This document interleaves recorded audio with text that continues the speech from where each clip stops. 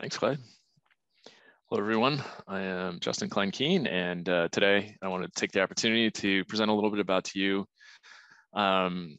concerning joining a blue team and looking for roles on a blue team, the kinds of things that I've found it's been valuable to investigate in my career, and a little bit about some of my experiences, hopefully, hoping that will enhance your ability to locate a good job and be aware of some of the realities in blue team. So I am currently working with a cybersecurity consultancy in Philadelphia, but I have over 20 years of experience in cybersecurity. I spent most of my time in academia, higher education, and in healthcare before moving into consulting. And in my current role, I help to manage a cybersecurity operations center. It's a global operation with over 100 staff spread across the globe. So when I joined the company about 2.5 years ago, there were, I think, 27 people in the group. Part of my role was interviewing and hiring talent, recruitment, attraction, retention, building culture, ensuring resourcing and support for my team. So I was able to bring a lot of experience from previous roles to that sort of challenging job. But it also exposed me to a lot of the parts of cybersecurity that I hadn't necessarily gotten a whole lot of exposure to, particularly around the challenges of staffing, finding good people, and making sure that they were happy. And that was insight that hopefully you all will find valuable. Happy to share it. And it's definitely something that I found really remarkable. And it was an insight that I didn't have at previous roles with other companies.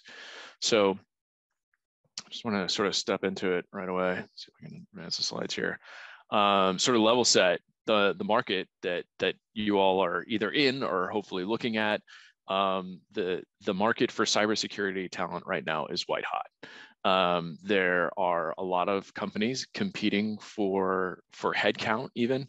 So even above and beyond looking for talented staff, a lot of companies right now are faced with a challenge really of just attracting people, right? Putting warm bodies in seats even has been really complicated for some organizations, and has presented really unexpected challenges, especially recognizing that, we've just endured 15 months of what is an ongoing pandemic. The impact of that global event was felt in very different ways in cybersecurity. And in many ways, the demand for cybersecurity talent has increased dramatically over those previous 15 months, which I think is very advantageous for anybody looking to get into the field. It's sort of a maxim in the industry that the hardest part about getting a job in cybersecurity is getting your first job in cybersecurity. Once you can get your foot in the door, it becomes a lot easier to move around. But for many of us, myself included, getting your first job really involved somebody taking a chance and sort of taking a risk that an investment in a potential would really pay off. But for many large organizations, especially organizations that are bureaucratic enough to be bounded by complex human resources, rules, and regulations, it can become impossible even for willing hiring managers to take a chance on somebody brand new to the field. A lot of job listings will require specific levels of experience or education or certification that can be prohibitive for new people coming into the field. A lot of the tools that we use in Blue Team are commercial. And in many cases, there are not functional or equivalent open source tools that folks could learn and grow on. Thinking back on my experience working in Red Team, I had easy access to a lot of tools because a lot of the same tools that commercial practices in Red Team would use would actually just be free or open source tools that you could get access to as a student. And that contrasts pretty starkly with Blue Team. You know, a lot of sim solutions, you know, are tens of thousands of dollars, and there are no open source equivalents. It's very difficult oftentimes to get access to these tools, even in some sort of a learning or training environment. You know, so if you're looking to get a job, say, you know, as a cybersecurity analyst, you know, just getting into a SOC, it's really hard to get experience with a lot of the tools that are typically used in an enterprise SOC, whether it's a SIM solution, ticketing, EDR, antivirus, you name it. A lot of the tools that corporations are using are beyond the means and reach of most private individuals. So breaking into the field can be really challenging. On the flip side, I feel like there are more opportunities to get into cybersecurity today than have ever existed previously.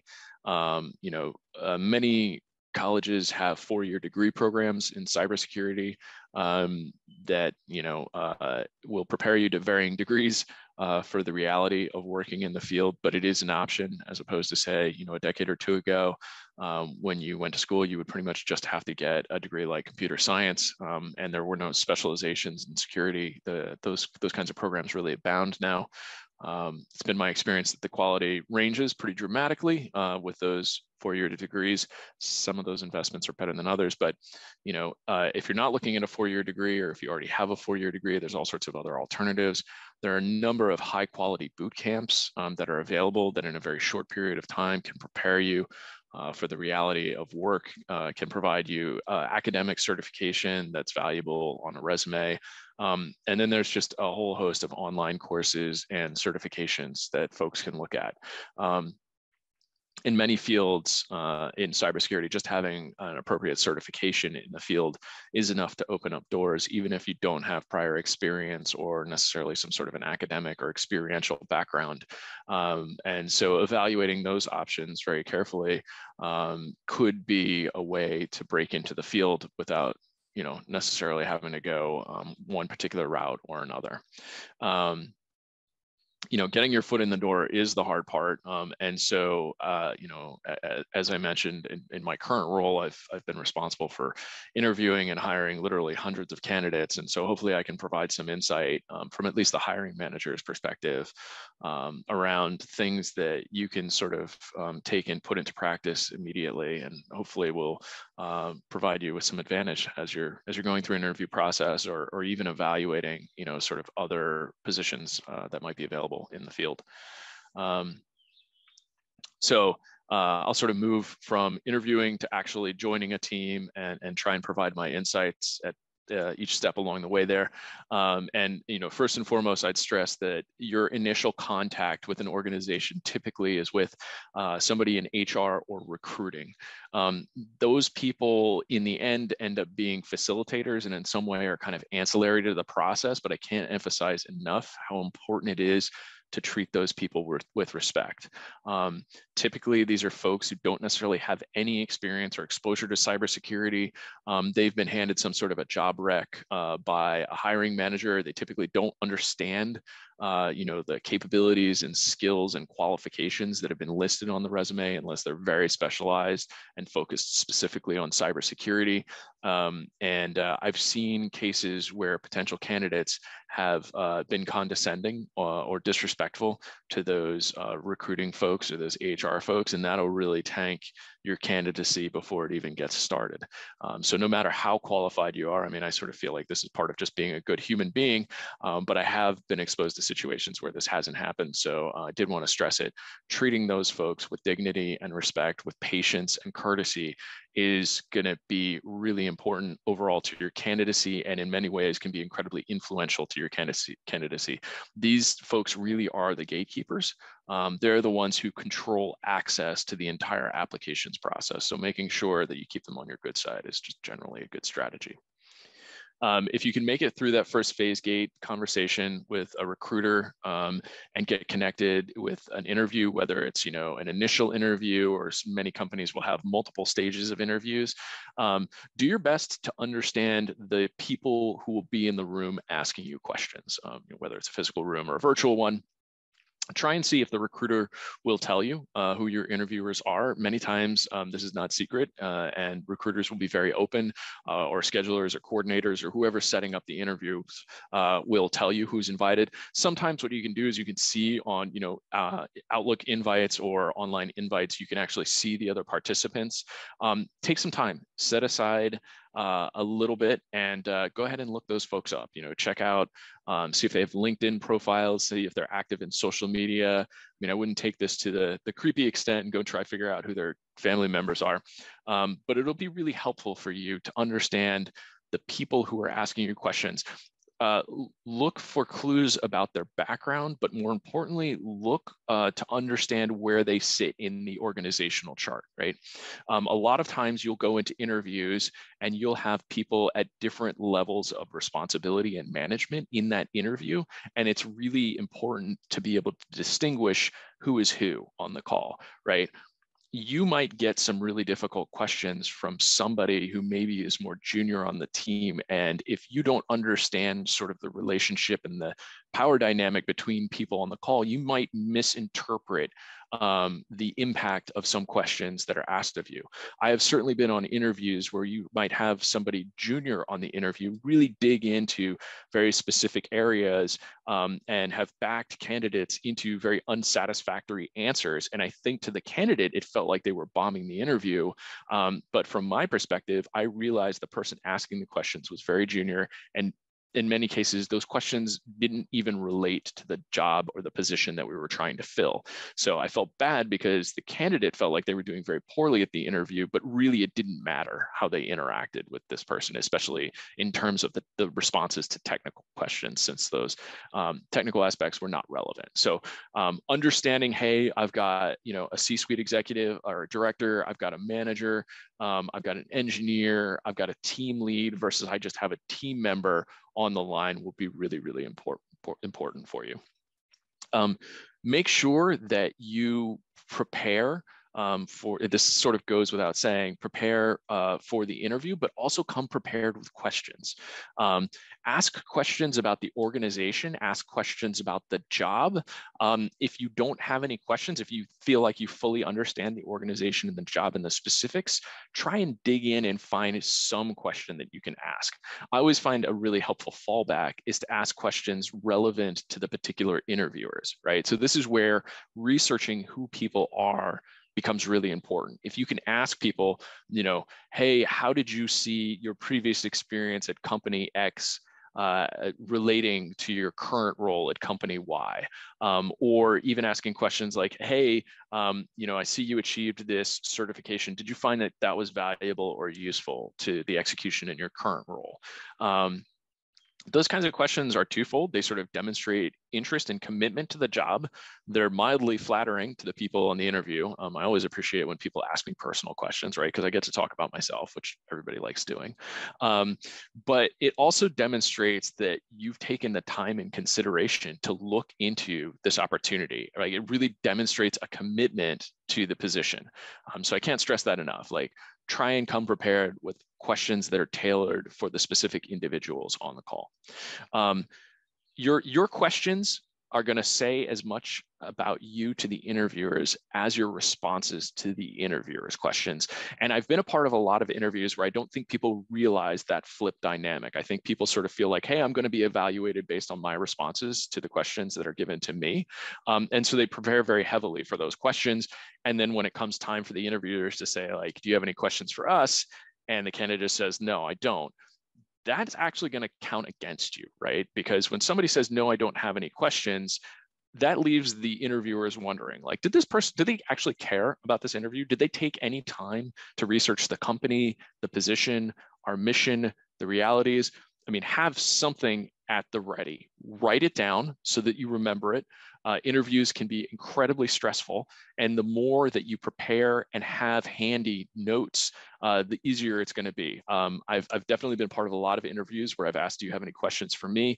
And the candidates have said, I did, but I've forgotten them now, right? Like, that is a bad look, because instantly you're demonstrating to me that you didn't come prepared, all right? And I have to wonder about your attention to detail and how well you're going to do in a high stress, say, incident response or security breach situation. So prepare up front, write down questions so that you have them, so that when you're in the moment and you're stressed out and your mind goes blank, you can just pick up a piece of paper and ask those questions right off the piece of paper. The fact that you've written them down is not going to count against you, right? If anything, it demonstrates your commitment and your preparation for the interview process. If you don't know what kinds of questions to ask, feel free to look some up online. I would stick away from the really popular ones because interviewers typically are familiar with those and they're going to fall a little bit flat. Real safety net questions for me are, could you describe a typical day at this job? What would my role look like in 6 months if I'm successful? Like, those are both really good, really solid bread and butter questions. You're going to get decent answers that are going to reveal a lot about the job to you. But again, take that opportunity to demonstrate, right? That is an opportunity when the interview turns to questions from you for you to really shine. And that can be a distinguishing factor in your candidacy. I've absolutely seen two very similar candidates come into an interview process and they've provided, similarly satisfactory answers to the interviewer's questions. And then when we flip the script and say, what questions do you have for us? I've watched some people really pull away from others, just demonstrating, poise, confidence, preparation, research, all of those things are very important. So don't miss that opportunity. It's a critical one, and I think it's one that a lot of people overlook. Another strategy that I've seen that's worked really well for people is at the end of the interview to ask the interviews, what about me do you feel like best and least suits me for this job? You can get some really interesting insights asking that. Like, what about my candidacy do you feel like is a strength? What do you feel like about my candidacy or my resume maybe is a weakness?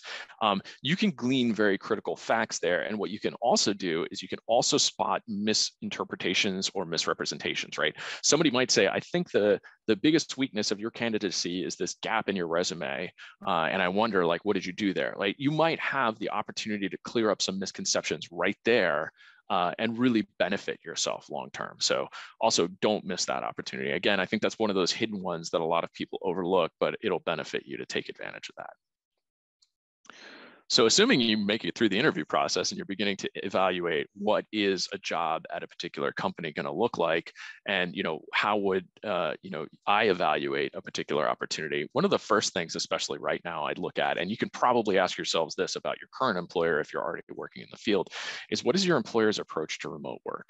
I think COVID-19, the pandemic, and the move to remote work really forced a lot of employers' hands. But in the pre-days, evaluating how companies handled remote work, I think said a lot about corporate culture and about work at a particular organization, especially as pandemic restrictions ease up globally. I think more and more employers are going to begin to recall their workforces back into the office, and how they do that and the requirements or flexibility that they impose are going to be telling, I think. And I think you're going to regain a lot of the insights that we could have gotten in the pre-times. I've heard a lot of managers, not just in cybersecurity, but broadly, sort of talk about the need to have people in the office to keep an eye on them, to make sure that folks are actually doing their work. And that's a subtle signal, but I think it's an important one. If your boss doesn't trust you enough to work independently and feels like they need to be looking over your shoulder, that signals a lot about their management style and about corporate culture. Working for an organization where you are trusted and enabled to work remotely, I think speaks really highly to most organizations. And I think a lot of organizations lack the courage to really take that step. I think many of them have been forced to do that, but we're going to see, sort of a recall of a lot of those privileges. The reality of cybersecurity work is it's very rare that being physically located at an office actually puts you any closer to the stuff that you're working on. Frequently we're working with large distributed networks, and being in an office building, if it might even put you on a campus, doesn't necessarily put you next to the problem that you're dealing with. So, be sure to ask, like, what's policy around remote work? Will that change? Has it changed? A lot of academic studies, have shown that working in person boosts creativity because you have a lot of collaboration, right? Like you're in a space where you can bounce ideas off of one another. But working remotely increases your productivity, right? Just for the flip reason, you don't have a lot of those distractions. And it's important to understand like where companies fall in that balance and what that means to you and your style of work. Understanding the benefits of working remotely versus working on site, and understanding the opportunities to both, I think, are going to be really important. Make sure that if you are required to be on site, you ask questions, especially in the interview process. Why? Why is that, right? Like I've definitely worked at healthcare systems where they had like a somewhat legit reason, where they said, well, the doctors and nurses have to be on site, so does everybody else, right? Like we're enforcing a uniform expectation for everybody in all levels of the organization. I don't necessarily think that's the correct approach, but at least it was good to understand that. And make sure that if your company does support remote work, that you ask, how do they support remote work, right? There actually is a strong business incentive for companies to allow their workers to work remotely, right? Like as I sit here in my house, in my home office, like I'm working off the internet connection that I pay for. I'm utilizing the electricity that I pay the utility bill for, right? Like I'm paying all of the overhead for this space. So actually having me here costs my company less, right? So there is that incentive. And challenging your employers with questions like, okay, well, what are you going to do to help offset the costs that I'm going to incur by working remotely, right? You might get a response, well, it's a privilege and you don't have to take it. You can always come into the office. But you'll also encounter some companies that will do things like, pay for your peripherals, maybe give you an allowance for cell phone or for internet, give you some sort of a stipend to cover any additional costs. Make sure you're talking about that stuff. It matters. I think that contributes to employee well-being, confidence, but I think it also is an interesting rubric to gauge sort of employee trust from an organization as well as engagement. So another little piece of insight that I've had, having worked in a number of different organizations that I kind of wish I had early on in my career, was that it's important to evaluate your boss. I think a lot of people apply for jobs and they sort of read the job description and they consider only that aspect. Like, oh, this sounds like a really great opportunity. I'm going to be able to do the following tools. I'm going to have these following responsibilities. Like this is going to be my work life. And more than anything else, your boss or your manager is going to influence your experience at a job. I'm sure all of us can think back to jobs where we've had terrible managers, and the kind of lasting impression that makes is hard to miss. And early on in my career, especially, I don't know that I necessarily did an effective job of evaluating the people who were going to be managing me. And if I had, I might have avoided some really bad jobs. So I would encourage you all to examine and try and get questions to and from folks who would be managing you in the future.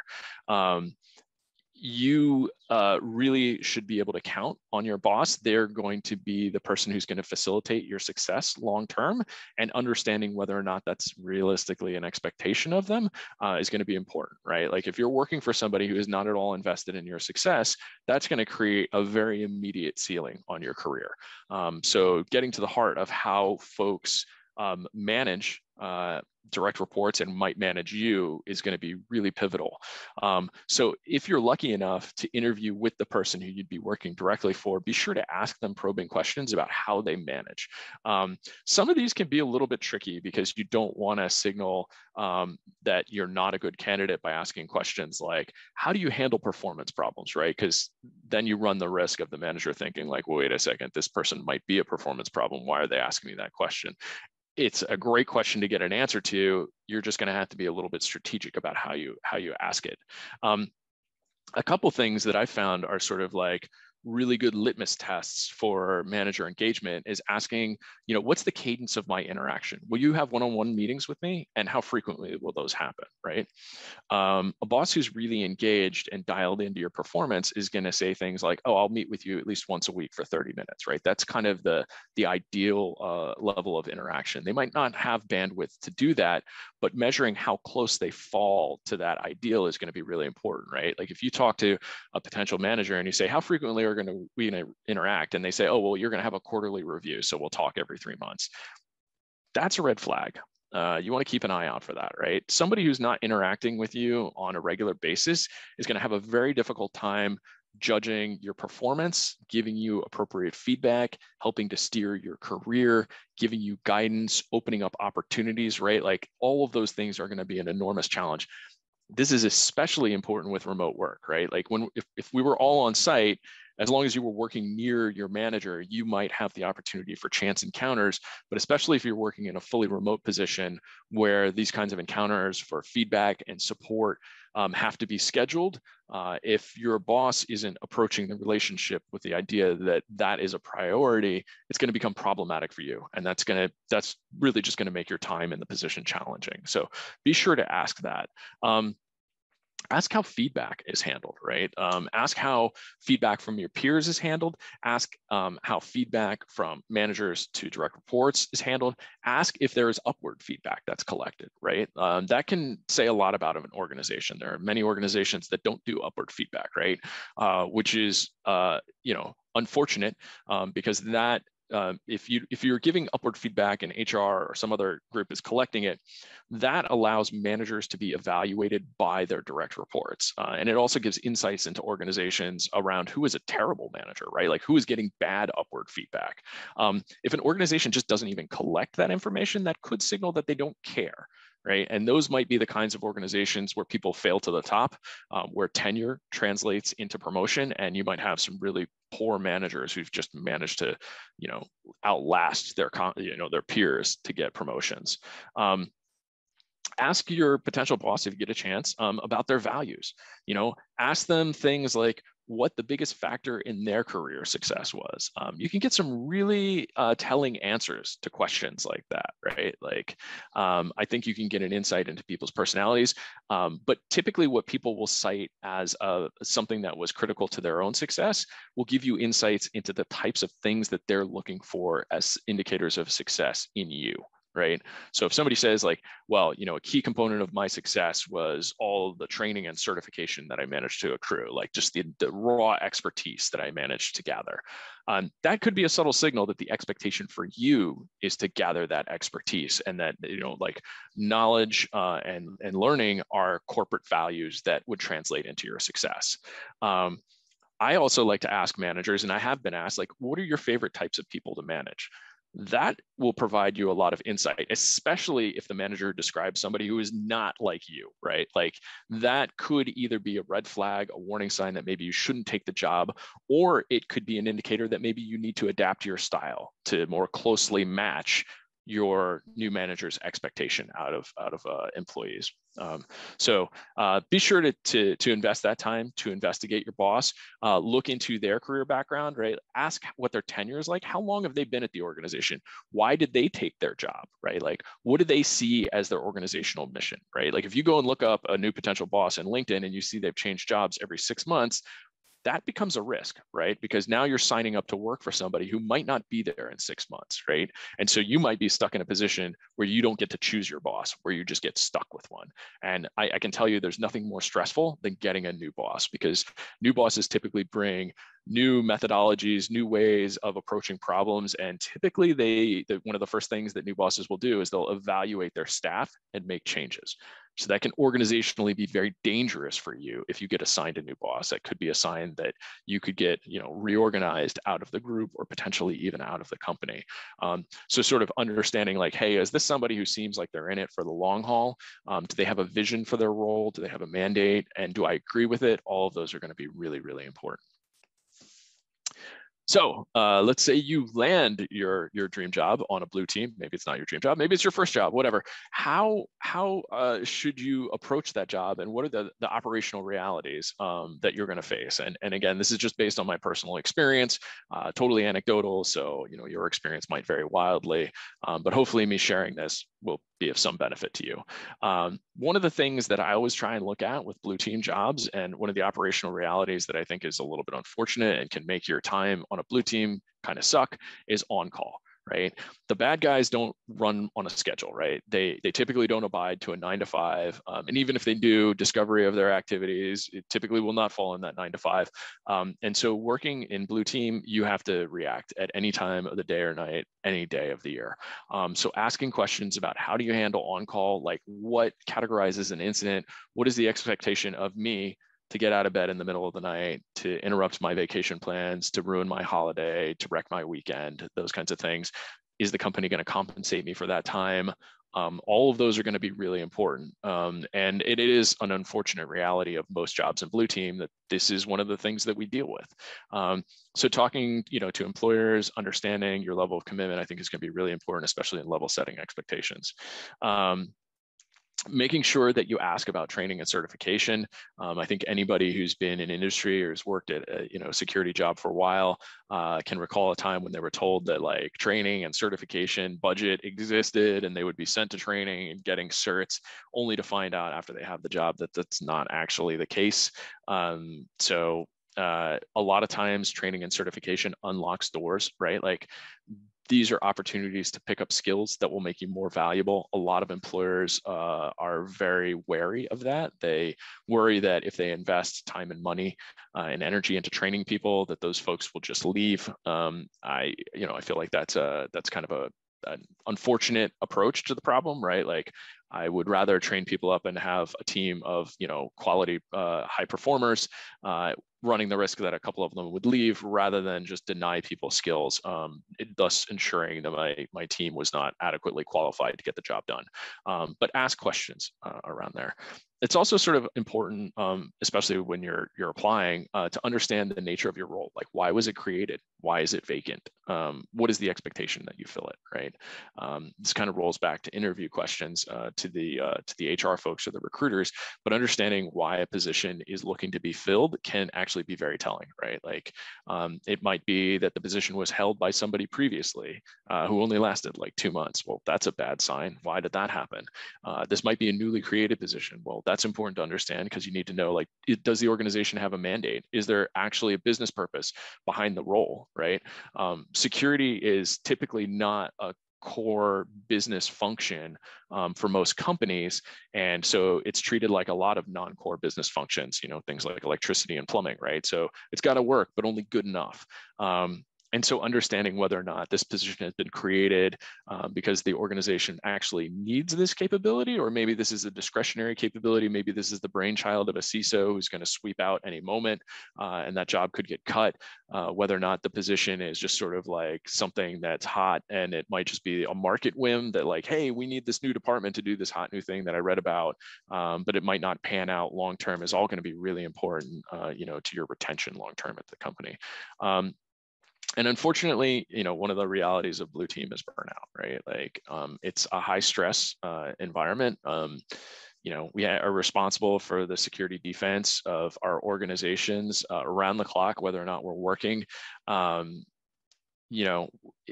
all human beings. We make mistakes. And so that combination of pressure cooker and risk can really adversely affect people.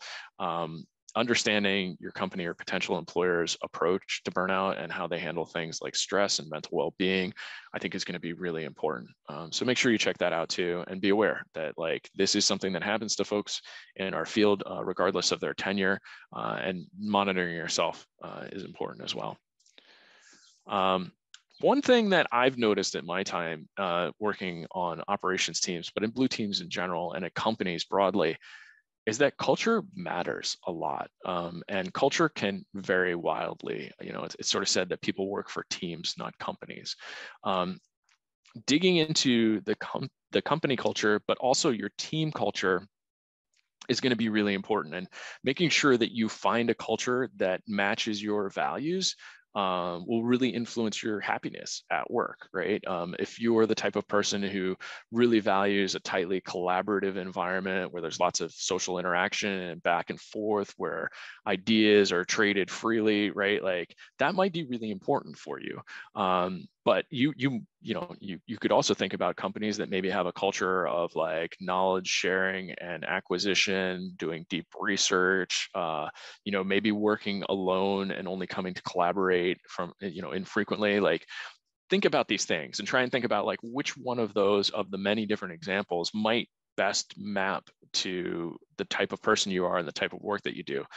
If you're brand new, you might not really know what kind of culture is going to be best for you, but it's still good to kind of understand that walking in and evaluating culture as you join new organizations, and also as you spend time with organizations, right? Culture is typically not static. It can change. So keeping an eye on how the culture of your organization changes, and also the differences in culture, right? Like you could have two very similar teams, all both working for the same organization with two very different cultures. Culture is as much a product of the composition of teams as it is of, you know, any direct intent from the company or mandate for work in the group. Try and evaluate that. Try and find ways in which culture manifests. You know, one of the big ways that culture manifests is in the ways that team recognize success and celebrate accomplishments, right? If you find an organization that just doesn't even do that, that's indicative of a corporate culture where maybe individual contribution isn't really valued. And you should know that, right? Like this is an important barometer for you to think about, you know, about future teams or maybe even in your existing team, right? There are teams out there that do celebrate and recognize accomplishment, and maybe that's something that you want to find in your job in Blue Team. You should also evaluate very carefully how tenure is treated at organizations. There are organizations, and this came to me as a little bit of a surprise, who actually don't promote based on merit. They promote based on tenure. And that can create an interesting effect on corporate culture and on a work environment where the people who've been there the longest are the most senior, right? You can have instances where people have just have just lasted long enough that they've been put in positions of power. They may not have any qualifications. They, might not, possess the merit for that job, but the organization has recognized them anyway. Be very careful about organizations like that. Not that those organizations are all horrible, but like that is something that I think most folks don't consider when they're sort of evaluating organizations, including their own, right? Like, is this a place where the person who does the best job gets the promotion? Or is this a place where there's some other qualification for promotion and job advancement? Evaluate leadership in Blue Teams. Leadership can be one of those really undervalued qualities that can create massive ripples in your day-to-day experience, right? Like I have definitely worked with teams where a senior leader has come in with a really sweeping and aggressive vision for change, and that's been really energizing for folks, and it's been a lot of fun until that leader leaves and another leader comes in with a different vision, because now the team is left with the remnants of the previous leader's vision. And not only do they have to maintain that, but then they have to figure out, okay, how do we adapt this investment to the new leader's vision, right? Understanding how your leadership approaches cybersecurity writ large, but also like how they approach cybersecurity with respect to specifics of, things like tools that use or team composition or alignment with other business units is going to be really important. If possible, when you're looking for new jobs, try and see if you can find people who are already on the team. See if the recruiter will connect you with laterals to see if you can just do a touch base or a quick interview with people that might be on your team, because you're typically not going to get really transparent answers to questions about this stuff except from people who are in the trenches, who are already doing the work. And, they'll sort of typically give you a much more unvarnished opinion of what's going on. Some of this you may be able to research on your own though, but I think all of this is really important. There are other aspects of culture that I think you should probably dig into too, but I think these are the ones that occurred to me when I sat with it and thought about it for a little while.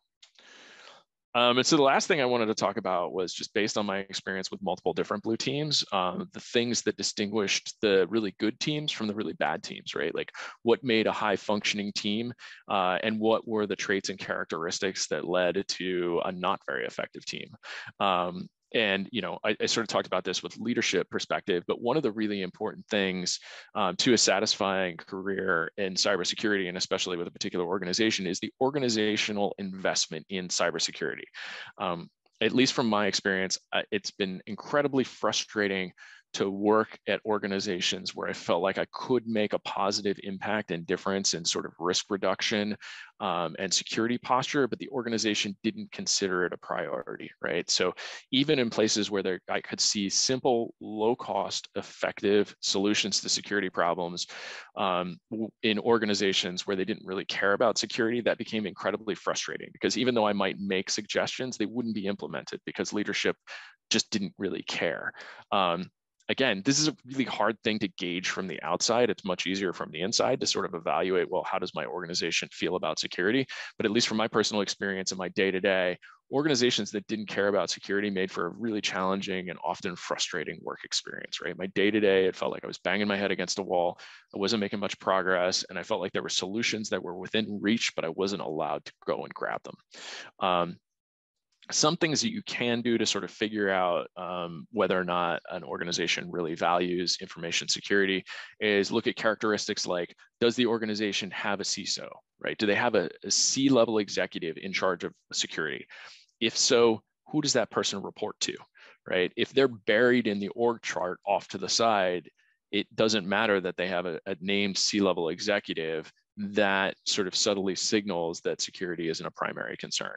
Now, being nested maybe one layer down, reporting to like the chief financial officer or the chief technology officer, that's probably a little bit better. Ideally, you would want to see so that it's on the same playing field as those folks. But I've noticed that organizations where they don't even have a C-level executive, where they have like a director of information security or a manager of information security who reports up to a C-level executive, that demonstrates even less commitment to security. And it might not be intentional, right? Those organizations just might not have budget. But I think it's telling when you're evaluating organizations, like how high up the org stack does security extend, and how does that reflect the organization's commitment to information security? And again, understanding this is important, because if that commitment is lacking, it's going to make your day-to-day job frustrating. Asking questions about the technology stack and tools can give you insight into investment into security. Some organizations might have really inexpensive tools. They might even be using, like free tools or, home use tools that aren't really designed for commercial use. And that can also be telling, right? Like if you don't see a demonstrated financial investment into the security tool stack, that could indicate a lot of bad things about security, right? It could mean that there's lack of investment in security. That could also mean bad things for you personally, financially, because if the company is not willing to pay for tools, they're probably not willing to pay for talent. And so that could put a real cap on your compensation long-term at that organization.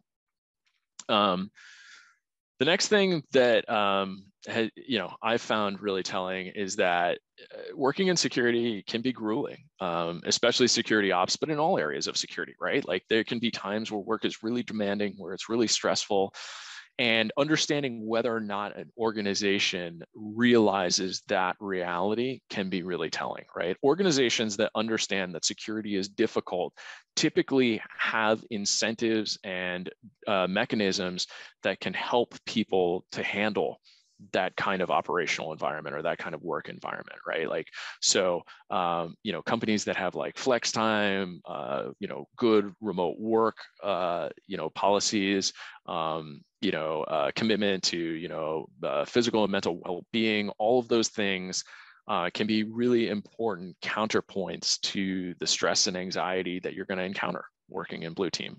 So it's important to look at those. I sort of feel like this third one is one that often gets overlooked. I think the expectation for a lot of security professionals is that we are going to function with the same precision and accuracy as the computer systems that we work with. And trying to figure out whether an organization is tolerant of mistakes, and especially if they expect mistakes or not, is going to be really important. Working for an organization where there is no tolerance for mistakes, where the expectation is that you will operate at an optimum capacity and never screw up, can really set you up for some anguish down the line, right? So understanding if this organization, right, like you screw up once, they're going to put you on a performance improvement plan. You screw up twice, you get canned. Like that's going to make the stress and anxiety of work, which is already stressful and difficult, even more challenging to endure. I have worked for a lot of organizations where leadership is very tolerant of mistakes. And that not only reduces the stress level, but it can also increase your confidence, right? Like if you're constantly worried, oh, I might make a mistake and I would be punished, you're going to reflexively limit your effort to the minimum possible and the minimum required, right? Because why would you extend beyond like the bounded extent of your role and do something additional when it could just get you into trouble, right? So understanding how an organization structures itself in terms of mistakes and boundaries is really important there, right? If you're working in a team where you feel like you trust the people around you and you feel like it's safe enough that you could make a mistake, you're going to try new things. You're going to, take new approaches. You're going to, extend beyond the playbook, or put in that extra hour or two to get the engineering effort just right, or to make sure that the architecture is just so. And so in those environments, you find really high functioning teams, and it's because they feel safe, but you also find an environment where people are extending and growing, versus environments of fear where people are worried that they're going to get punished for messing up, in which case people really just sort of defend their sandboxes, don't go out of their way to help their peers. That can become really contentious, and you can have a lot of behavior around like passing the buck and CYA. It's not my fault, it's their fault. A lack of collaboration that can become really toxic really quickly.